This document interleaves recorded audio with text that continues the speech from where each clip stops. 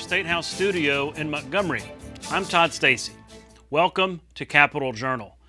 The Alabama legislature is set to convene tomorrow for the 30th and final day of the 2023 regular session.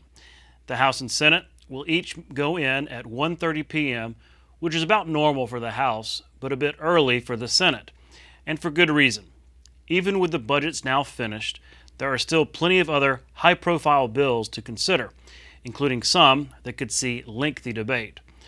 Let's take a look at the list of notable bills still awaiting final passage on the last day. House Bill 209 from State Representative Jamie Keel. This could be one of the most controversial.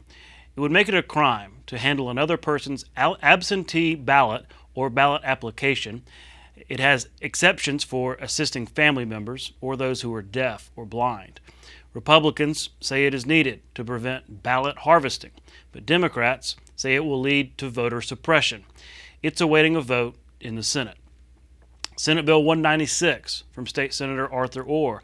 This would update the state's open records law, often cited as the weakest in the country, to offer more transparency with government records by requiring agencies to respond more promptly to requests. It's awaiting a vote in the House.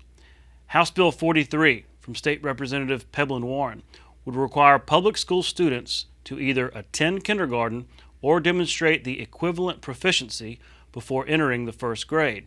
This bill was mentioned by Governor Kay Ivey in her State of the State address as one of her priorities, but it has seen a roadblock in the Senate. It's awaiting a vote there tomorrow. Senate Bill 130 from State Senator Arthur Orr would require the Alabama Ethics Commission to disclose any evidence they might have that might exonerate an individual under investigation.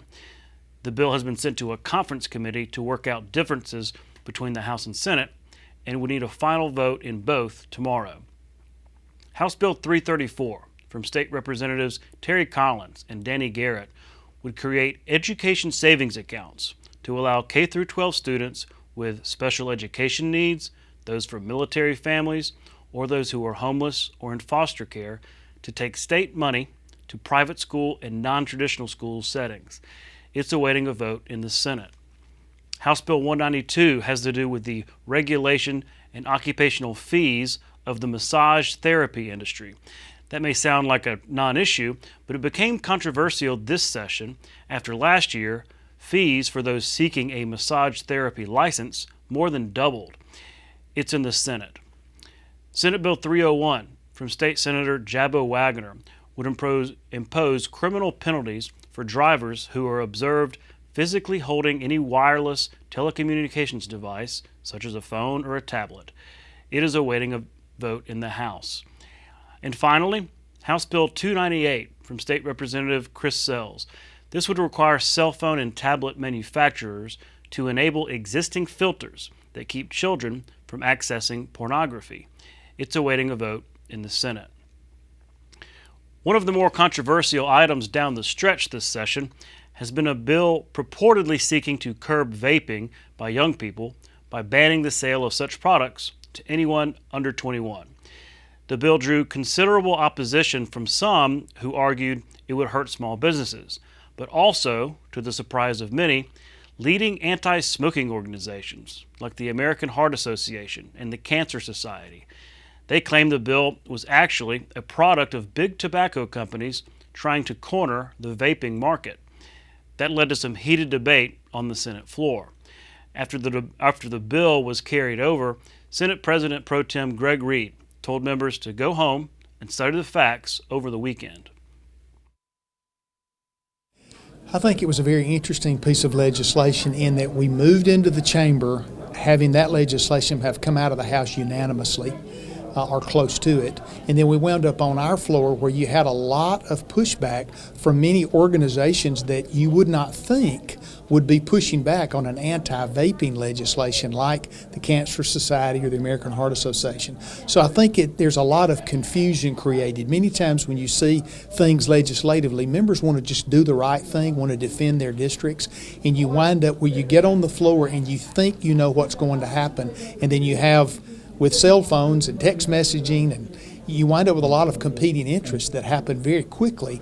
And so when we find that in the legislative process, I have found that the best thing to do is stop for a moment, let's reassess, figure out where we are, get everybody educated on what the true issues are, and then be able to move forward. I think generally the members of this body would be supportive in an anti-vaping legislation in general. I think there were several other topics with this that were added to, taken away from as we went through the process, and I think on this the best thing that could have happened did happen, which the bill wasn't lost, it wasn't voted on, just carried over, allowed the sponsors, those that for and against, to be able to debate it, talk about it, come up with amendments, whatever, and then bring it back on Tuesday and work on it. Senator Reed also said he wanted to see military-related bills passed on the last day. Lawmakers have used the last few sessions to try to make Alabama more hospitable to military families. I think that topic is one that the sponsor has worked diligently on for several years. I think there's a lot of questions still related to that bill on funding for additional kids coming to school that would normally not be in school is a question that's been brought up.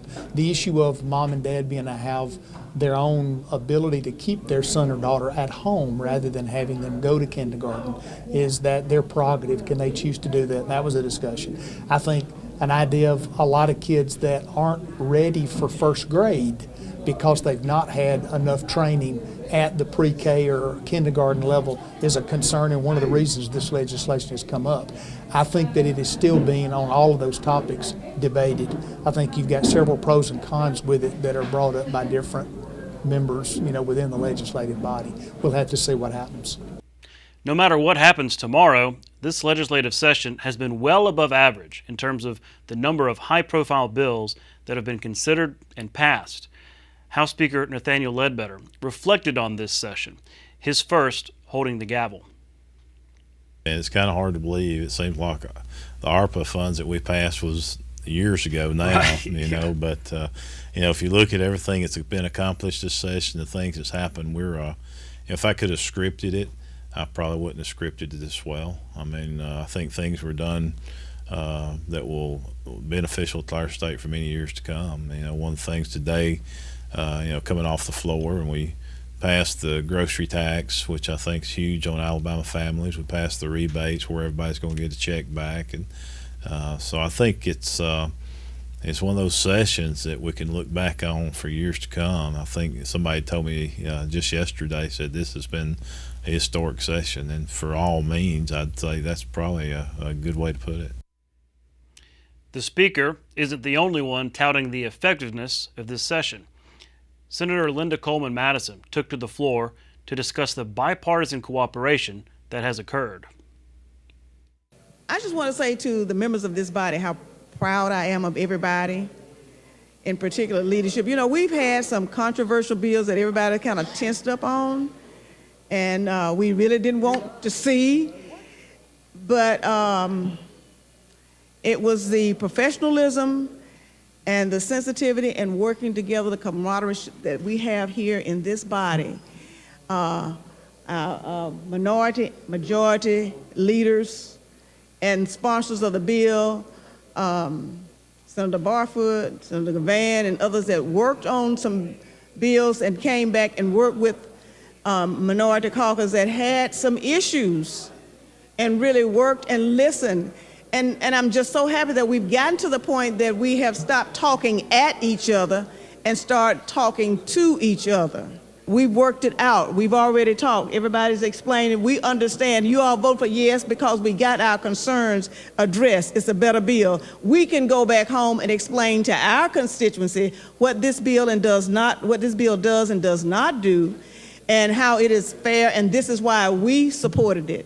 So I just want to thank you, Mr. Chairman, thank leadership, thank the members of this body. Addressing crime has been a key theme this session. Attorney General Steve Marshall has personally involved himself in bills targeting retail theft and, more recently, gang crime. Well, the bill is very specific. First of all, it defines the groups that we're targeting. which are those that are coming together for a common purpose, but then they're taking those groups and then engaging in organized criminal activity. Again, it's not targeting the group itself. It is those that come together as a group for the purpose of committing crimes, and particularly what we're seeing in violent crimes across our state. And so we believe, again, it's an effective deterrent. It's been used effectively federally. It's been used effective in other states. This is just simply giving Alabama's law enforcement and prosecutors a tool that otherwise we haven't had before. We've looked particularly at Florida. This was one of the bills, or one of the states we looked when we patterned the bills, and we've heard very positive results from law enforcement in those areas. And look, this is something that Alabama law enforcement has asked us for, and we need to give them this tool. One issue that hasn't been addressed this session is gambling. But that was by design. House Speaker Nathaniel Ledbetter told me he asked a committee of lawmakers to meet behind the scenes to discuss what proposals could be taken up in the future. But he didn't want to let the issue dominate an already busy session. State Senator Greg Albritton urged his colleagues to act to bring an unregulated industry to heel. So can I take the time at this point to say I told us so? You can. Gentlemen, this is what happens and will continue to happen as long as Alabama does not take control of this industry. We have lost hundreds of millions of dollars and will continue to lose hundreds of millions of dollars, and the industry will continue to grow and change without any regulation and without any benefit coming in. We have it in the state now. We're suffering from the effects of it, and we have no means in which to deal with it. Now, we've tried this several times. This is going to continue the way it's going. I'm going to support my colleague's bill because it's local, and he and I have had our arguments on this over and over again. But it's our fault, meaning the state and this legislature, for not taking control of this industry when we should. I would encourage us, if you're going to do something, let Greene County do whatever they're going to do, all right? But we have $100 million on the table that we aren't going to collect, and we got $800 million out there, at least, left out there, and we got gaming occurring every single day, every single minute, right on your phones. Pull it up right now and play, okay? And it goes completely unchecked, completely unregulated. We'll be right back with Patrick Lindsay of the Alabama Medical Cannabis Association. You can watch past episodes of Capital Journal online at video.aptv.org. Capital Journal episodes are also available on APTV's free mobile app. You can also connect with Capital Journal and link to past episodes on Capital Journal's Facebook page. And you can listen to past episodes of Capital Journal when you're driving or on the go with Capital Journal podcasts. Keep up with what's happening with Capital Journal.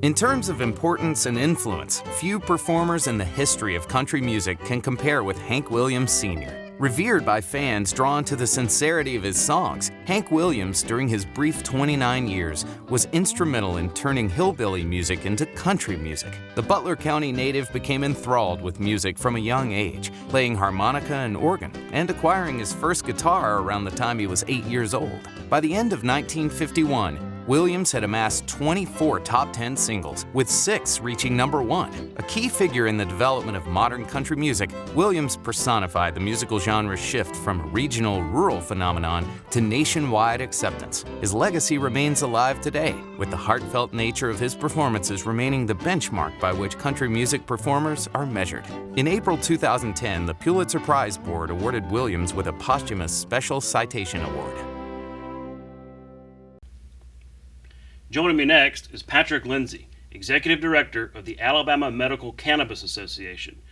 Patrick, thanks for coming on the show. Thank you, Todd. Thanks for having me on. I wanted to get you to walk through sort of what the Alabama Medical Cannabis Association is and what its purpose is, because this is different. We've had Commissioner McMillan on a few times to talk about the industry. This is different. This is not the commission, the regulatory body. This is the association.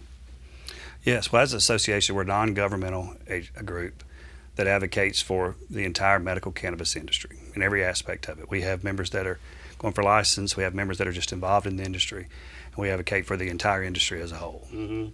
Well, that's sort of the thing, right? We're right now in this period when these licenses have gone before, our license applications have gone before the commission, so they're probably furiously going finalizing and everything, because I know the announcement's happening soon. But there are different types of those in the medical cannabis industry, everything from growers to sellers and everything in between, and some companies try to do it all. Is that accurate?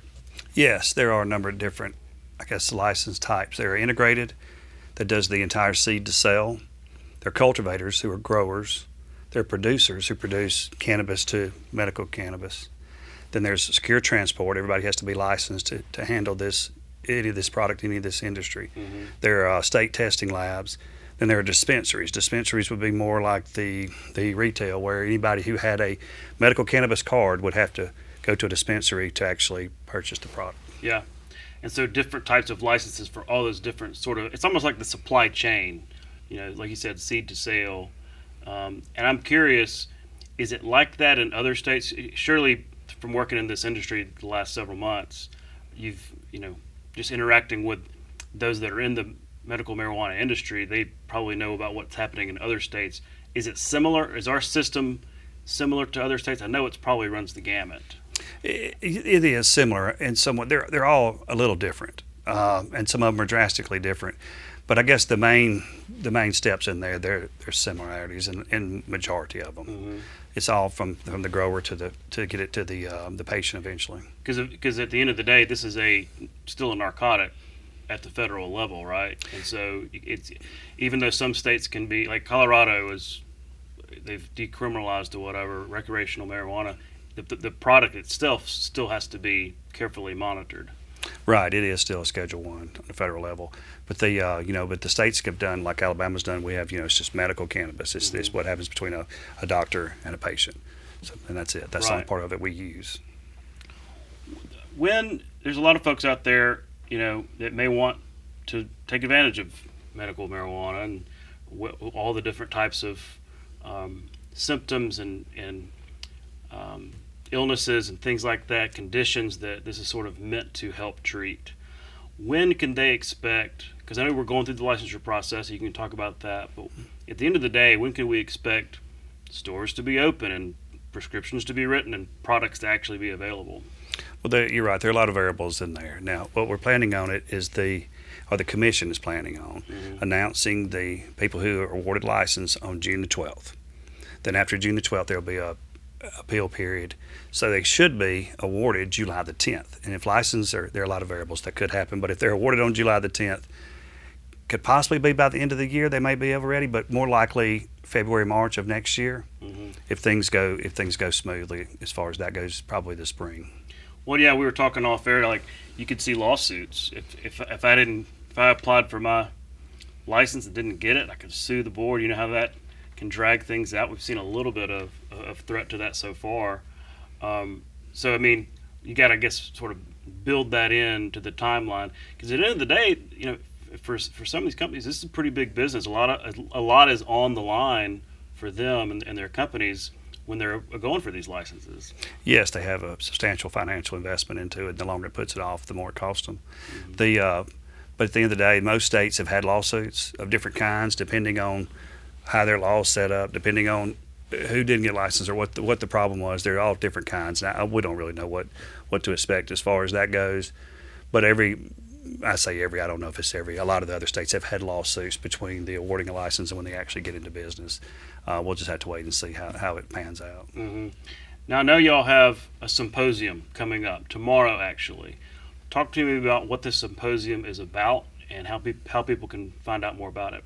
Okay, yes, we've been trying to put it on for a while, but we didn't exactly know the right timing with where everything was on license before the industry gets set up or not. But most of the people who are members, or a lot of the people who are members of our association, are people that are applying for license. And a lot of the questions were about banking. They were about some of the regulatory issues, about once the license are announced, what do they have to do for the next 60 days? The regulations say they have to be operational in 60 days. Well, what does that exactly mean? So we're trying to set up a symposium that will get that information to our members. Through the banking, we're having people from the Treasury Department, from revenue, from banking, from insurance, and even from the Medical Association, things like that, to come speak to our members, and people that aren't our members have also come and kind of get them an idea on what they can expect to happen over the first 60 days after the licenses are announced. Because aren't there benchmarks they're supposed to meet along the way? I mean, like you said, be operational.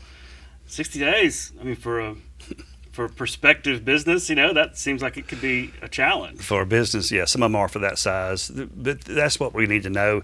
And with it being such a new industry, a lot of the stuff at the commission, they're still working on that. They're trying to work through that, exactly what that means, because there's no industry already running out there that does this in our state, so it's all new. So I don't know. They're trying to figure out exactly how to put that together and how to work with the new industry to get it going as smoothly as possible. Mm-hmm.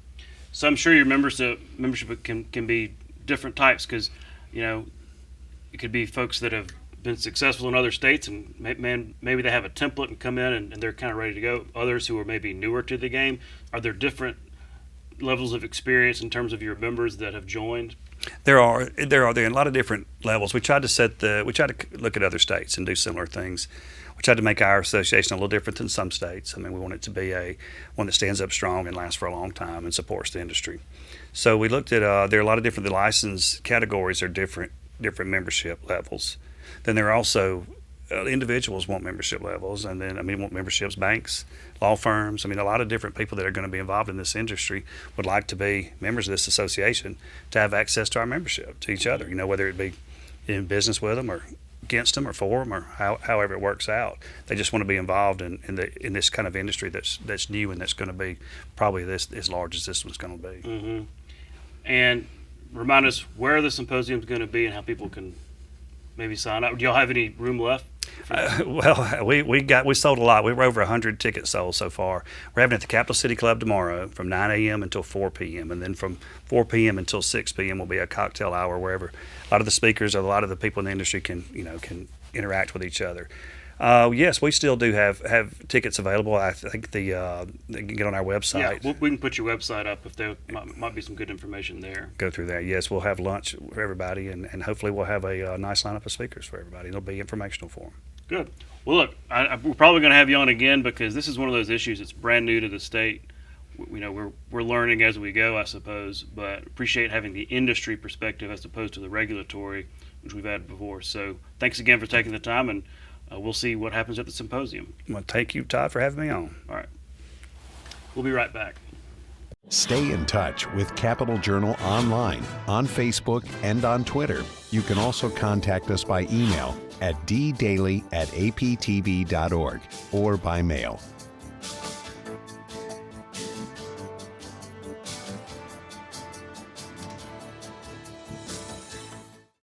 My son's name is Nathan. Nathan is a welder. He enjoys it, loves it. So my plan is that he would graduate from private high school and go on to Auburn University, which is where everyone on his dad's side of the family goes to college. It's very obvious now that I have the ability to step back. He does much better hands-on learning. Nathan had taken a tour at a local career technical school and was very interested in the welding program. My initial reaction about a career technical school was probably the farthest from the truth. I was projecting my thoughts onto him and my expectations onto him, and it really took a lot of mom maturity to step back and just step up and be there for him. After high school, Nathan found a welding job very quickly.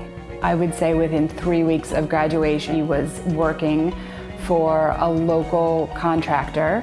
I remember having a conversation with my own mother, and she said, "Is there really any money in welding? What exactly do welders do?" So as a 19-year-old, he's making $47 an hour. Right. So I thought I was raising a CEO, and as it turned out, I was raising a welder. Who knew? Nathan knew.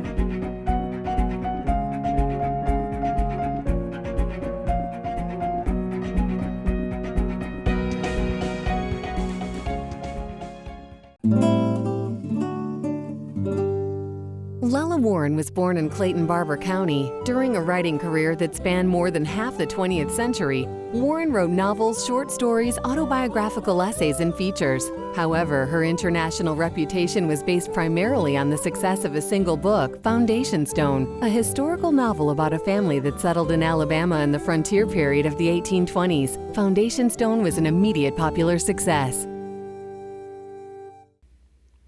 That's our show for tonight. Thanks for watching. We'll be back tomorrow night at 10 o'clock, not our normal 10:30, but 10 o'clock, right here on Alabama Public Television for more coverage of the Alabama legislature. For our Capitol Journal team, I'm Todd Stacy. We'll see you next time.